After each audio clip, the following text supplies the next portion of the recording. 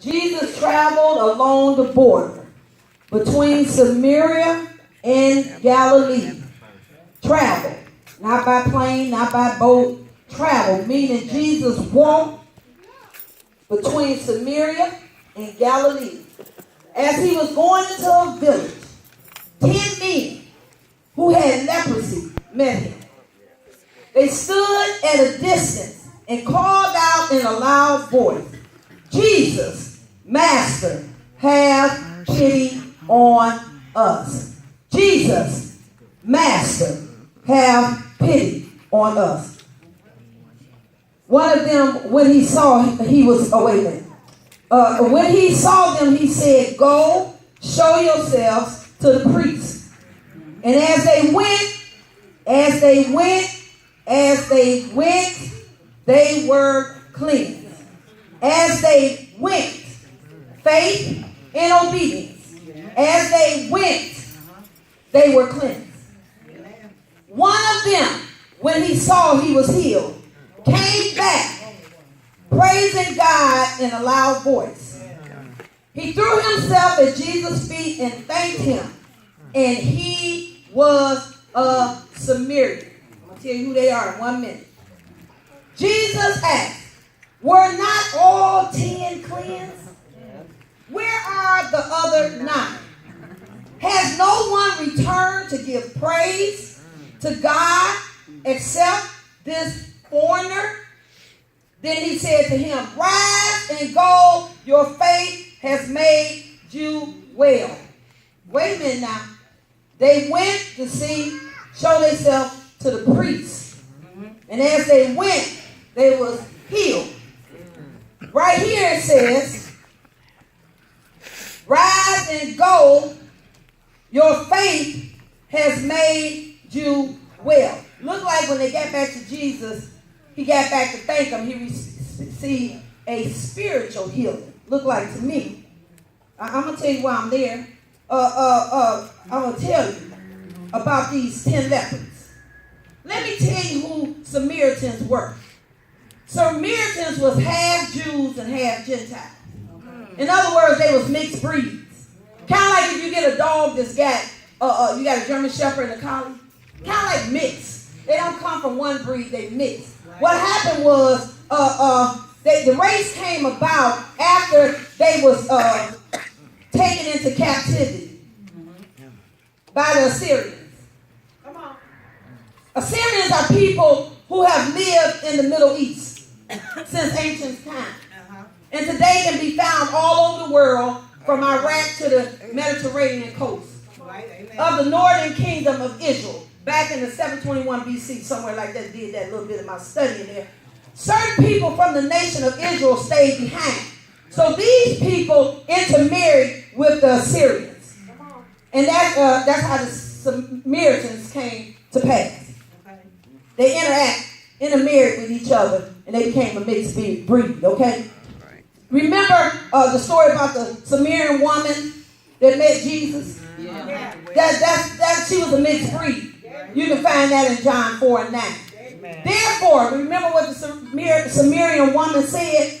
"For Jews have no dealings with Samaritans." Right. See, Jesus was a Jew, and he met her, and she trying to figure out why Jesus there. Right. Because Jews didn't have any dealings with mixed breeds. Right. So the Samaritans had their own temple, their own copy of the Torah, the first 5 books of the Old Testament. So they was in that religion, and their own religious system.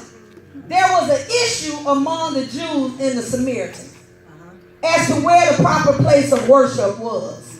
Amen. Then you read somewhere in Luke 9, somewhere 51, 53, when Jesus was on his way to Jerusalem to die for the sins of the world, he passed through Samaria.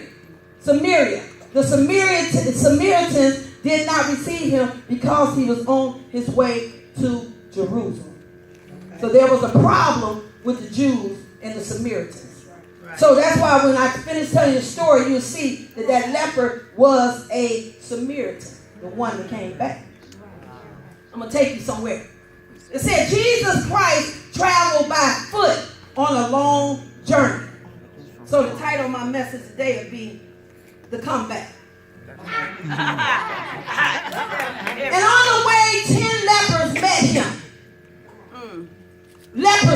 was an infectious disease that caused severe disfiguring skin sores and nerve damage in the arms, the legs, the skin areas around the body.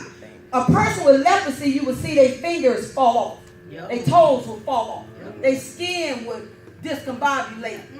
Okay? And so leprosy was considered contagious and an unclean disease. They generally lived isolated from the community, from family. Everybody that was in the colonies had leprosy, okay? They wasn't allowed to mingle with other people. These 10 lepers saw Jesus. Now, if they saw him, they had to have heard something about him in order to recognize who he was, to holler out Jesus, right? You got to know him to know when you get in a dying straight place that you can call on him. If you don't know him, he'll just pass you by because you won't recognize him. Amen? So listen here. Leprosy was considered contagious. So these 10 lepers. Now Jesus was going through, he was traveling through Galilee and going. So somewhere on his traveling, he came past these 10 lepers that was isolated from everybody else. Ain't it funny how Jesus always end up going somewhere other people won't go? That's right. That is so amazing to me that he said, I must need go through Samaria. So here we have these 10 lepers, and when Jesus saw them, he did have mercy on them. Right. Okay? Here is where miracles happen. Here's where the miracles happen. Jesus instructed them to come closer to him. Don't matter how nasty you are. Jesus is not ashamed of you. Say that. He instructed them. See, the people with leprosy wasn't always something they did. See, just because they had a skin disease didn't mean it was because of something they did. Right. Sin causes things to happen to people. Right. So everything we go through is not because of something we did. It's the sin that is causing all the havoc in the land today. Right? Amen. Okay, so I'm trying to read my little crazy notes. Jesus is not afraid of what we have or what we are going through. We just need to cry out and go to him. Right. Once we go to him, then we can be made whole. Jesus said to the lepers, go show yourself to the priest. Okay, so you on a journey, right? The Holy Spirit lives in us, right? Okay, so Jesus is not here today, but the Holy Spirit leads and guides us through all right and truth. So here's the thing. If you come in this house, I'm talking about God's Miracle Temple, and you sick, right? And everybody don't know how to go directly to God, but you sick. And you need a miracle from God. And you see the woman of God here with a word from God for you. Just like Jesus had the word for the lepers. If you would only trust the God in me, right? Obey what God is saying in this hour to you, right? Through your pastor, not putting your pastor on a pedestal. But everybody don't know how to go directly to God just yet. So if God gives me a word for you, and you ignore it and catch the consequences, it's not my fault. Right, it's not. Because God sent you here to receive what you need to receive to go to the next stage. So if God say, you need to drive that brook, you know what the brook is. But you thinking that I'm just talking. So you keep doing what you're doing, thinking you got time. So when all the consequences hit, then you say that the devil did it. No, the devil didn't do it. Your disobedience does it. When God gives us a word and tell us to do something and we don't obey, consequences come. Aside from the stuff that's just going to happen because of the sin. Amen? Amen. Okay. So here, let's go here. Here, by the way, I'm all over the place with this writing I'm doing. This is the sort of what is happening here today. God is speaking.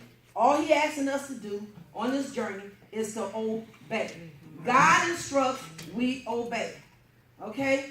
They might have not understood what it meant when he said, go show yourself to the priest. That might have not made sense, but they knew who Jesus was. Right. And because they knew who Jesus was, they trusted Jesus. Kind of like Abraham taking his son Isaac up to be sacrificed. Mm-hmm. He didn't know what the outcome was going to be, but he trusted Jesus. God, if you said, I'm going to do it. Because I don't care how crazy the situation is, it's going to work out for the good because you got it. The miracles come after obedience. Faith always sees the fruit after we obey. So you have faith, obedience, and then you see the fruit. Priests back then were able to verify that someone was healed. Priests could not heal you. They just could verify that you were healed. When they were sent to the priest, Jesus was allowing them to reconnect to the normal life. Once the priest declared that you was healed, then you could go back to your family, doing the things that you used to do before you was diagnosed with leprosy. So when the priest declared, he's healed, then everybody know you healed, then they welcome you back. Okay? Full capacity of your life. Receiving a clean bill of health. Okay. So Luke 17 and 15 says this. What does it say? 15 and 17. And it says, Jesus asked, were not all 10 cleansed? Where are the other 9? Has no one returned to give praise to God except this foreigner? Remember, he was a Samaritan. Right. You remember, he was a man. Right. But he was grateful for what he had happened to him. Not saying that the others was not healed, but they wasn't healed how they could have been healed had they came back and said thanks. Right. The one that returned was a Samaritan. And Samaritans and Jews did not get along. Jesus was disappointed that the other 9 had not thought enough of him to give him praise to God for the healing. Jesus did not heal the other. It wasn't that he did not heal the other 9. He wanted them to come back and say thanks. Right. He made a point of their lack of gratefulness. Right. Have somebody ever gave you a present or something and you took it and went on home without saying thank you? Right. Somebody gave you a compliment and you thought, hey, I deserve that, and you didn't say thank you. That's kind of like what happened to the lepers. They went and got healed and they didn't think enough to come back and say thank you. We do that so much. God's so good to us, and we come in church and we got to pull teeth to say worship. When you walk in the house of God, it's just an honor to even make it down the street. Amen. Oh, yeah. And then when you get in the house of God, it don't matter if nobody in here. Amen. You should just be willing to say thank you. Thank you. Amen. Thank you, Jesus, that I even made it down the street. Amen. Thank you, Jesus, that you even woke me up. Just thank you. Amen. Just thank you for every opportunity you give me to get it right. Thank you. But people come to church like, need the heat on? You getting cold? Okay. Sometimes we come in church and we think God owes us something. He don't owe us nothing. We owe him. Not a thing. He don't owe us nothing. He paid it all at the cross. Mm-hmm. It was paid in full. Okay, so he made a point of their lack of gratefulness. Verse 18 says, let's see. Has no one returned to give me praise? Verse 18. So Jesus' words to the Samaritan showed that he was also spiritually healed. That's why he told him to rise up. See, he didn't heal him twice. He didn't heal him naturally twice. He was already healed. By faith, when he started walking, he was healed. So when he came back to thank him, God gave him another healing, a supernatural healing. That's what he says. He said, rise up and go forth. Your faith has made you whole. Okay, he was already physically healed. He was already, God did not make a mistake and have healed him. When he went, he was healed. So the second time had to be the spiritual healing. Amen. Jesus spoke spiritual wholeness to him. When we thank God for all that he does, no matter how small,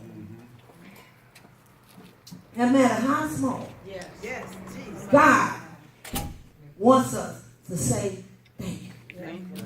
When we say thank you to Jesus, he takes us to a greater dimension in him. A greater dimension. A greater dimension in him. That's why I saw today in church when we was climbing, people was climbing. Then when all the distractions started, somebody got stuck. And see, that's why it's so important when you're flowing, you don't take no breaks. Right. I don't care if stuff come in here and don't look normal. You don't take no breaks. Because when you take breaks, you allow the enemy to come in and distract us. Yes. And that's why sometimes you need to close your eyes when you're worshiping so you won't watch every time that door opens. Okay. Because things have a way of distracting us from what God getting ready to do. Amen? Amen. In conclusion to this message, the winner is the outcast, the half-breed, the Samaritan. Jesus really was saying the same thing to us. It don't matter where you come from. It's who I called you to be. Amen. Just be grateful. Amen. You might not look like nobody else, but I have a plan for you. And if you would just be grateful, you will see me move on a greater dimension. It might not happen as fast as it happened to somebody else, but it does not mean I'm not working it out for your good. When we come humbly to him. Humbly to him. That Samaritan, with his confused self, fell down on his knees because he recognized who was in control. Jesus have a way of calling us to him. You remember last Sunday we was talking about Jacob and Esau? Yes. See, God knows the plans and the thoughts he thinks towards us. All he wants us to do is be grateful. As hard as it may be at times, be grateful in advance. Because if you believe the word of God, you know that it's going to work out for the good. That's why God said, come up against fear and intimidation. Because the devil will try to intimidate us to make us think that what he's saying he's going to do in this hour is not going to happen. But just say thank you. Just say thank you with a grateful heart.